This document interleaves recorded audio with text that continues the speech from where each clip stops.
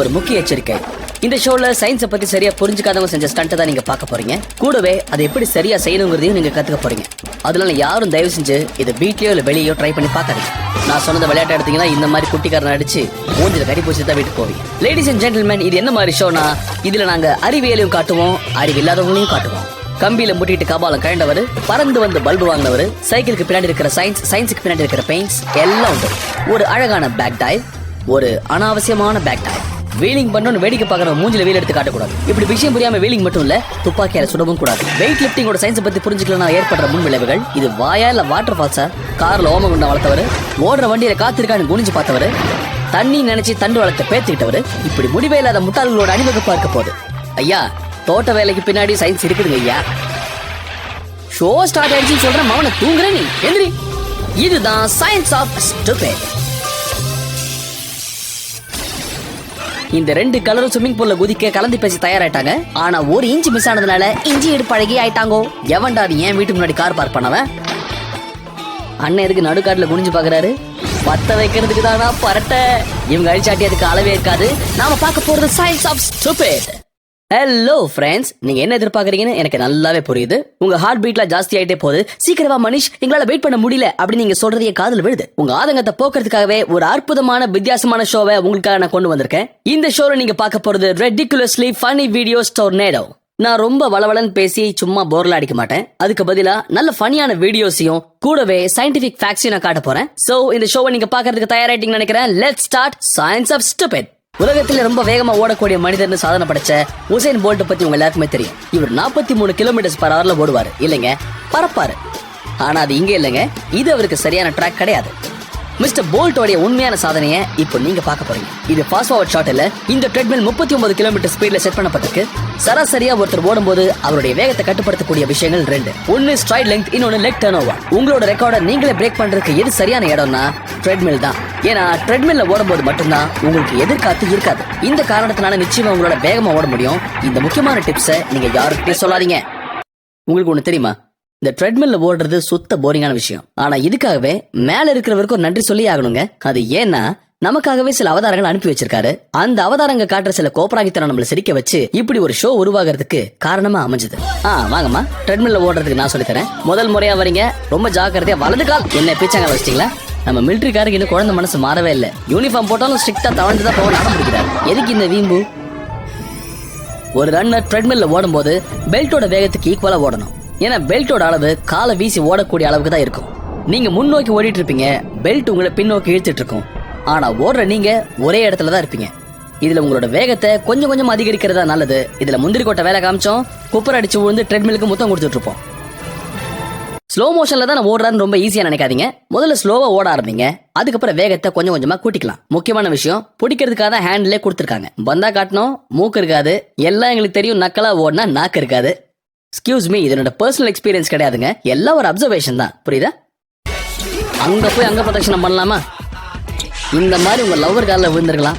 ஒரே நாள்ல 9 ட்ரெட்மில்ல ஓடினா உடம்பு குறைய நியமன் சொன்னது இந்த பொண்ணு எவனை ஏத்தி விட்டுருக்கான். அதையும் நம்பி ஓடுறா பாத்தீங்களா? மல்லாக்க விழுந்தாக்காத பல்லாக்க தூக்கிட்டு போனோம். நீங்க அறிவு கொழுந்துங்கிற வார்த்தையை கேள்விப்பட்டிருப்பீங்க. அதுக்கான மொத்த உருவத்தை இப்பதான் பாக்குறீங்க.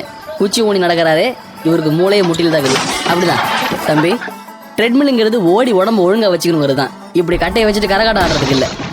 வீடியோ போட்டு பாருங்க, வாழ்க்கை பூரா சிரிப்பீங்க. இவரு ட்ரெயினர் கிட்ட பேர் வாங்குறாராம். இவங்க எல்லாம் யாரு சொல்லி இந்த மாதிரி பண்றாங்கன்னு தெரியல. ஒருவேளை கீழே விழுந்து அடிப்படாதுன்னு யாரோ சொன்னதை நம்பிட்டாரோ? அடுத்தவன் பேச்சை கேட்டு துள்னா இப்படிதான் பேக் டிராப் பிச்சுக்கிட்டு போயிடும்.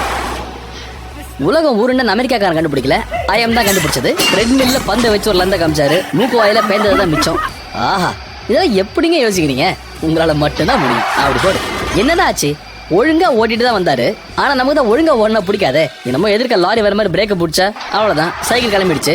கபாலத்துல வாங்கி விடாத சிரிச்சுட்டு இருக்காரு.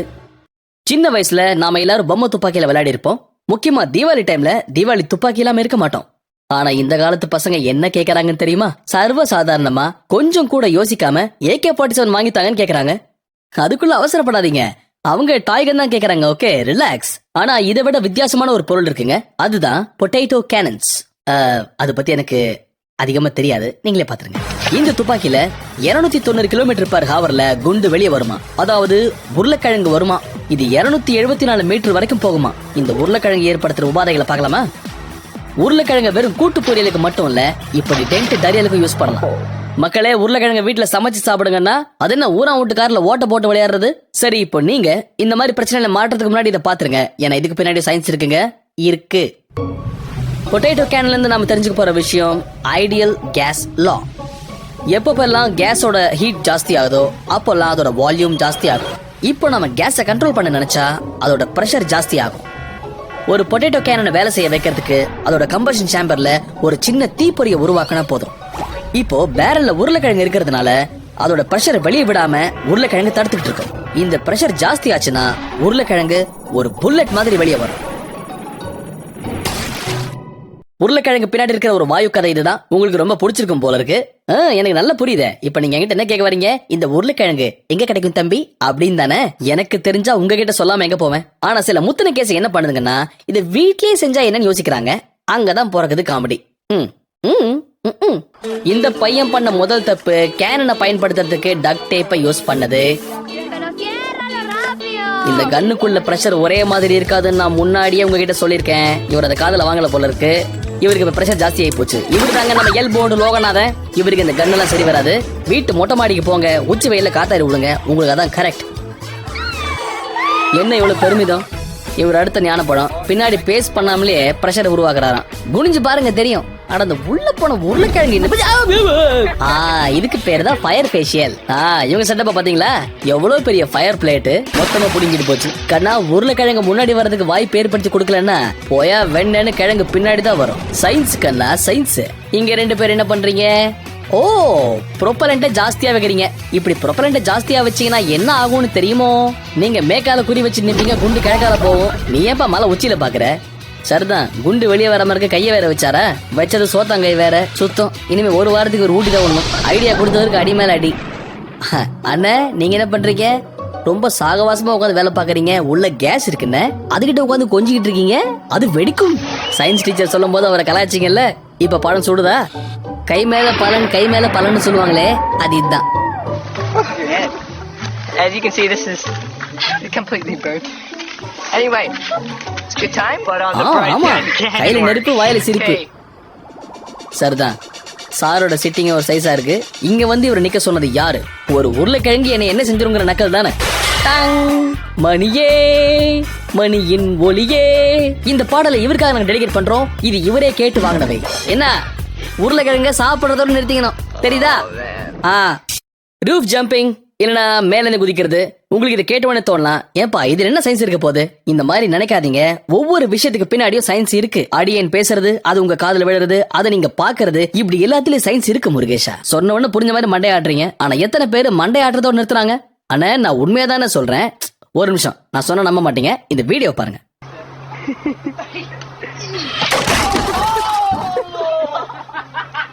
ஒரு சில பேருக்கு கை கால் நல்லா இருந்தா பிடிக்கவே பிடிக்காது.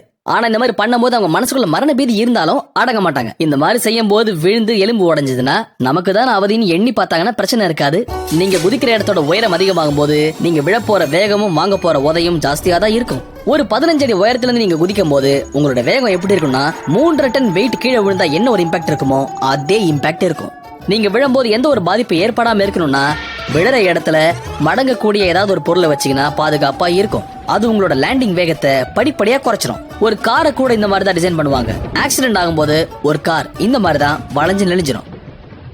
15 அடி உயரம்னா 3 டன்.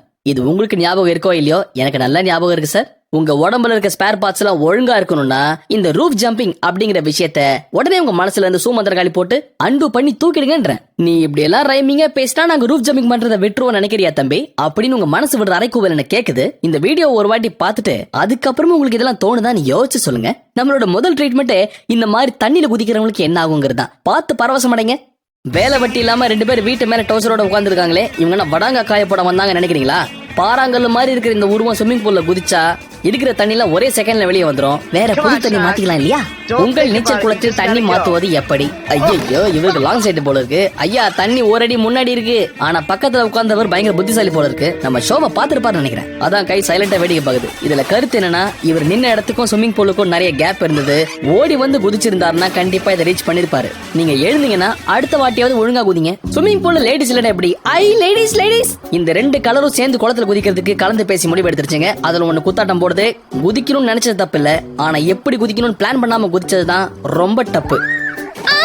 இவங்க இலக்கு 1 இன்ச் தப்பா போச்சு. அதனால இவங்க இஞ்சி இடுப்பழகி ஆயிட்டாங்க. ஸ்டார்டிங் நல்லா இருந்தது. இடையில ஏற்பட்ட டவுட்னால இவங்க இடையில இடி விழுந்துருச்சு. இந்த அடிக்கு நிச்சயமா ஸ்விம்மிங் பூல் தண்ணி காரணம் இல்ல இல்ல இல்ல.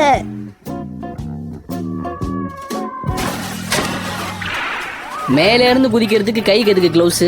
எப்பேற்பட்ட லூசு பாருங்க. அடிபட்டுருமா? மண்டைய ஹூடு போட்டு கவர் பண்ணிருக்காரு.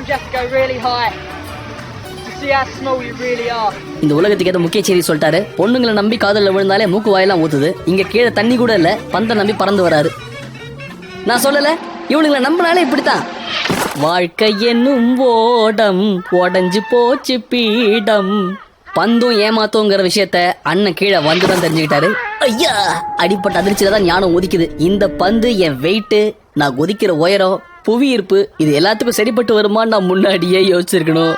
துப்பாக்கிங்கிறது குழந்தைங்களோட விளையாட்டு பொருள் இல்லங்கிறது உண்மையா இருந்தாலும் என்ன பொறுத்த வரைக்கும் துப்பாக்கி விளையாட்டு பொருள் இல்லங்கிறதா நான் சொல்லுவேன். ஏன்னா ஒரு தோட்ட தொலைக்காத புல்லட் ப்ரூஃப் நீங்க போட்டிருந்தாலும் அது கொடுக்குற அடியை நீங்க தாங்கவே மாட்டீங்க. அதனாலதான் சொல்றேன், துப்பாக்கியை தியேட்டர்ல போய் பாக்குறது நல்லது. அதை சுட்டு சீடியா பாக்குறது மிகப்பெரிய தப்பு. நீங்க இந்த வீடியோ பாருங்க. இந்த ஆண்டிக்கு எவ்வளவு சுட்டாலும் கவலையே இல்ல. ஏன்னா இவங்க வீட்டுல நிறைய தோசை வடை போண்டான்னு சுட்டு தள்ளினவங்க. அதான் அசராம நிக்கிறாங்க. சார் பாத்தீங்களா, அஞ்சா நெஞ்சன் மருகு பாண்டி. இதெல்லாம் சரிதான் சார். என் பொண்டாட்டி சப்பாத்தி கட்டையில அடிக்கிறாங்க, அதுக்கு ஏதாவது சட்டை இருக்குமா? இப்ப நம்ம உலகம் போற போக்குல எந்த சந்தில துப்பாக்கி சூடு நடக்கும்னே சொல்ல முடியல. இதுக்காகவே இந்த மாதிரி குண்டடியில இருந்து நம்மள பாதுகாத்துக்கிறதுக்காகவே ஒரு ஸ்பெஷல் ஜாக்கெட்டை மார்க்கெட்ல தயார் பண்ணி விக்கிறாங்க. என்ன கேட்ட இந்த ஜாக்கெட்டை நீங்க கல்யாணத்துக்கு கூட போடலாம், சுட்டாலும் பொழைச்சிக்கலாம். இத ஃபைபர் மாதிரியான ஒரு நைலான்ல பண்ணிருக்காங்க. இதோட சக்தி ஸ்டீலை விட 5 மடங்கு ஜாஸ்தியா இருக்குன்னு சொல்றாங்க. இந்த ஜாக்கெட் ரொம்ப லைட்டரா இருக்கும், போடுறது ரொம்ப ஈஸி. இத போட்டு உங்களை போட்டு தள்ள முடிவு பண்ணாங்கன்னா அது முடியாத காரியம். உங்க லைஃபே தொலைஞ்சாலும் சரி, எந்த புல்லட்டும் உங்களை தொலைக்காது. ஒரு புல்லட் இந்த ஜாக்கெட்ல பட்டவன எப்படி வேலை செய்யுதுன்னா, ஒரு சிலந்தி வலையில இறை எப்படி மாட்டுமோ அந்த மாதிரி தான் இந்த ஜாக்கெட்டும் வேலை செய்யும். குண்டோட ஃபோர்ஸ் ஃபைபர் வழியா அந்த ஜாக்கெட் முழுக்க பரவும். இதனால குண்டோட சக்தி கொஞ்சம் கொஞ்சமா கம்மியாகும். என்னதான் குண்டோட சக்தி கொஞ்சம் கொஞ்சமா கம்மியானாலும் அதோட அழுத்தத்தினால ஏற்படுற பாதிப்பு கண்டிப்பா இருக்கும். ஏன்னா ஒரு 9mm துப்பாக்கி 1 டன் எடை உள்ள ஃபோர்ஸை ஏற்படுத்தும். அது நிச்சயமா ஒரு மிகப்பெரிய பாதிப்பை ஏற்படுத்தும். இதோ நீங்க ஒரு புல்லட் ப்ரூஃப் ஜாக்கெட் போட்ட ஜேம்ஸ் பாண்ட பாத்துட்டு இருக்கீங்க. அவரு குண்டை வாங்குறதுக்கு தயாராயிட்டாரு. ஓகே, சுடுங்க. கரெக்டா கூறி நெஞ்சில வைங்க. அங்க மட்டும்தான் ஜாக்கெட் இருக்கு. கவசத்தை நம்பி நான் அவசரப்பட்டேன்னு. இவர் ரிட்டையர் ஆன அம்பையர் நினைக்கிறேன். விஷயம் புரியாம ஒய்டு காட்டுறாரு. சிலருக்கு பட்டாதான் தெரியும், இவருக்கு சுட்டாதான் தெரியும். என்ன ஏதோ எறும்பு கிடைச்ச மாதிரி சாதாரணமா ரியாக்ஷன் கொடுக்குறாரு. அந்த ப்ரூஃபை கொஞ்சம் கட்டுங்க. இது 6 பேக்ஸ்ல ஒரு ஓட்ட வடையை சுத்த மறைச்சு வச்சிருக்கீங்க. என்னதான் நீங்க புல்லட் ப்ரூஃப் ஜாக்கெட் போட்டாலும் புல்லட்டுக்குன்னு ஒரு ஃபோர்ஸ் இருக்குங்க. அதை பத்தி தெரிஞ்சுக்கிறதுக்காக தான் சயின்ஸ் எடுத்து படிங்கன்னு சொன்னா, நாங்கெல்லாம் காமர்ஸ் குரூப் பண்ணி வேலையை பாரியான்னு சொல்லிட்டு நக்கலா பேசினவர் இன்னைக்கு நமக்கு முன்னாடி குண்டடிப்பட்டு குண்டு வந்து போஸ்ட் கொடுக்குறாரு. இதை விட முக்கியமான விஷயம், குண்டடிப்பட்டவரோட ஜாக்கெட்ல இந்த மாதிரி ஒரு ப்ரொடெக்ஷன் பிளேட் இல்லை. டெஸ்ட் ரிசல்ட் என்ன சொல்லுதுன்னா, ஒரு சாதாரண புல்லட் ப்ரூஃப் ஜாக்கெட்டுக்கும் ஒரு லிமிடேஷன்ஸ் இருக்கு. இந்த புல்லட் ப்ரூஃப்ல ஒரு புல்லட்டால 1.75 இன்ச் அளவுக்கு டார்கெட்ல ஒரு டென்ட் உருவாக்க முடியும். இதுல கருத்து என்ன, புல்லட்டோட வேகத்தை குறைச்சு அது ஊடுருவி போறதை தடுத்தாலும் நம்ம உடம்பு பழுத்து போற அளவுக்கு காயங்களை ஏற்படுத்தும். இப்போ ஃபோக்ஸ் ஆன் மை மார்ட்ஸ் அப்படிங்கிற மாதிரி யூனிசைக்கிள் ஓட்டுறதும் பெரிய கலைங்கிறதுல சந்தேகமே இல்ல. யூனிசைக்கிளிங்கா, இத பத்தி நான் கேள்விப்பட்டதே இல்லையே நீங்க நினைக்கிறது எங்க காதுல விழுது. ஏன் டென்ஷன் ஆற முருகேஷா? அதுக்கு தானே நாங்க இருக்கோம். இதை நீங்க ஒரு வாட்டி பாத்தீங்கன்னா 100 வாட்டி பார்த்த மாதிரி. யூனிசைக்கிளிங் பாக்குறதுக்கு தலையில தொங்க விடப்பட்ட ஒரு பெண்டுலம் மாதிரி இருக்கும். கீழே விழாம இருக்கிறதுக்கு ஓட்டுறவர் கொஞ்சம் பேலன்ஸ் பண்ண வேண்டியிருக்கும். எப்படின்னா அவரோட சென்டர் ஆஃப் கிராவிட்டி பிவட் பாயிண்ட்ல இருக்கணும். அதாவது டயர் தரையில டச் ஆகிற பாயிண்ட் நோக்கி இருக்கணும். நீங்க இந்த கையில கம்பை வச்சுக்கிட்டு கயிறுல நடந்து போறத பாத்திருப்பீங்க. அதே மெத்தட் தான் இதுலயும். பெடலை யூஸ் பண்ணி நீங்க கொஞ்சம் கொஞ்சமா முன்னாடி போலாம். அப்படி போகும்போது உங்களோட சென்டர் ஆஃப் கிராவிட்டி ஒரு இடத்துல இருந்து இன்னொரு இடத்துக்கு உங்களை ஈஸியா கொண்டு போகும். முக்கியமான விஷயம், இந்த சைக்கிள்ல இருந்து கீழே இறங்குறது உங்களோட சாமர்த்தியம். கருத்து இவ்வளவுதான். சயின்ஸை மண்டையில ஏத்திக்கிட்டு அப்புறம் சைக்கிள்ல ஏறுங்க. இந்த யூனிசைக்கிளை வச்சுக்கிட்டு ஏகப்பட்ட சாகசம் பண்ணலாம்.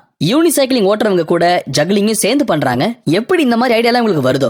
ஒவ்வொருத்தருக்குள்ள எவ்வளவு பெரிய டேலண்ட்ஸ் எல்லாம் இருக்குன்னு பாருங்களேன்.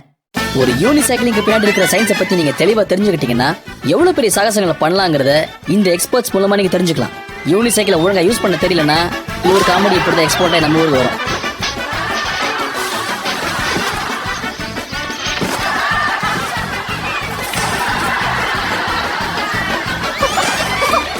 இந்த ஒரு சக்கர சைக்கிளை பத்தி நல்லா புரிஞ்சுக்கிட்டதுக்கு அப்புறம் நீங்க ஒரு முடிவுக்கு வாங்க. அதுக்கப்புறம் நீங்க சைக்கிள்ல இருந்து காலை கீழே வைக்கிற வரைக்கும் உங்களுக்கு என்னென்ன கற்பனை தோணுது நீங்களே பாருங்க. அதுக்கப்புறம் உங்க கற்பனைக்கு யாராலையும் கடிவாளம் போட முடியாது. இப்ப நான் சில வீடியோஸ் உங்களுக்கு காட்ட போறேன். இங்க பாருங்க, நீங்க எது செய்யறதா இருந்தாலும் சயின்ஸ் கிட்ட ஒரு வார்த்தை கேட்டு செய்யுங்க. ஏன்னா சயின்ஸ் ரொம்ப முக்கியம். ஓகே, இந்த புள்ள கிட்ட சென்டர் ஆஃப் கிராவிட்டியை பத்தி சொன்னா அது எந்த கடையில கிடைக்கும் நம்மளே கலாச்சிட்டு தான் இந்த வேலையில சார் இறங்கியிருக்காரு. கிராவிட்டியை பத்தி புரிஞ்சுக்கலன்னா கால் முட்டி கலண்டு போவோம், அப்புறம் பதறி போய் புதர்ல விழுவோம். யூனிசைக்கிள ஒழுங்கா தரையில ஓட்டுறதுக்கே ததிங்குணத்தம் போடுறோம், அதை கம்பியில ஓட்ட ட்ரை பண்றாரு தம்பி. இது தப்பான ஐடியான்னு படிக்கட்ட கவுனதுக்கு அப்புறம் தான் புரிஞ்சிருக்கும். என்ன தம்பி எங்க சத்தம்? சும்மா பேசிட்டு இருந்தேன் மாமா. அங்கிள் தன்னோட மூளையை அக்கல்ல வச்சிருந்தாரு போல இருக்கு. அதான் கவலையே இல்லாம தன்னோட புள்ளைய கம்பியில ஏத்தி விட்டு நக்கலா நிக்கிறாரு. கயிறுக்கு மேல டயரை வச்சு உட்காந்ததே பெரிய விஷயம், அதை ஓட்டணும்னு நினைச்சது உச்சக்கட்ட கொழுப்பு. தம்பி நல்ல புள்ளையா இருந்தீங்க, பச்சை புள்ள மேயற. யூனிசைக்கிள் ஓட்டுறதுல ஒரு கஷ்டமான விஷயம் என்னன்னா அதுல ஹேண்டில் பாரும் கிடையாது, பிரேக்கும் கிடையாது. பெல் இல்லாத குறைய நம்ம தம்பி தீத்துட்டாரு. அப்படி போடு, இந்த வித்தைக்கு 4 பேர் சாட்சி வேற.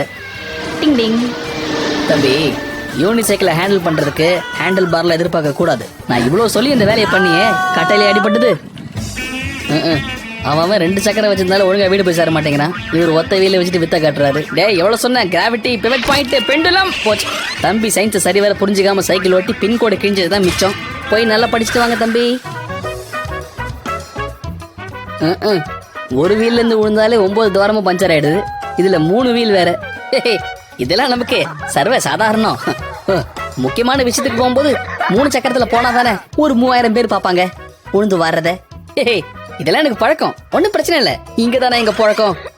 கண்ட்ரோல பாத்தீங்கல்ல, கெத்து பண்ணுவோம்ல. ஒண்ணும் இல்ல மேடம், எங்க ஊர்ல சொத்த பல்ல எப்படி கழட்டுவாங்கன்னு செஞ்சு காமிச்சேன். தோ வந்துச்சு பாருங்க பல்லு.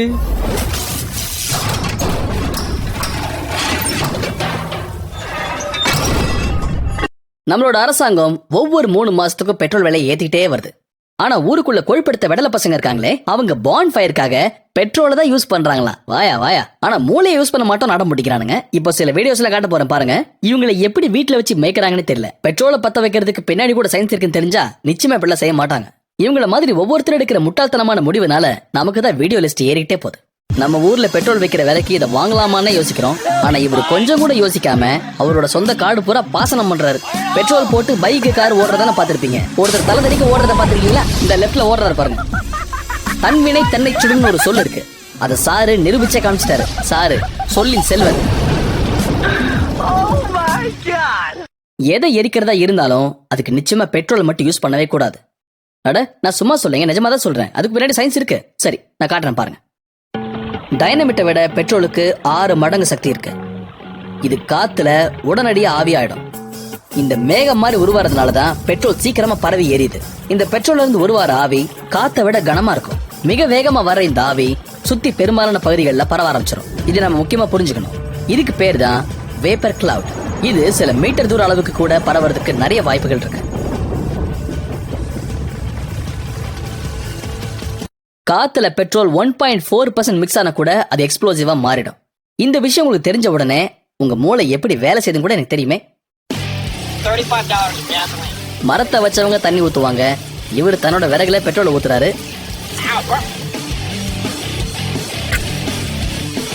பெட்ரோலுக்கும் ஃபயருக்கும் இருக்கிற காம்பினேஷனை பத்தி உங்களுக்கு நல்லா புரிஞ்சிருக்கும்னு நினைக்கிறேன்.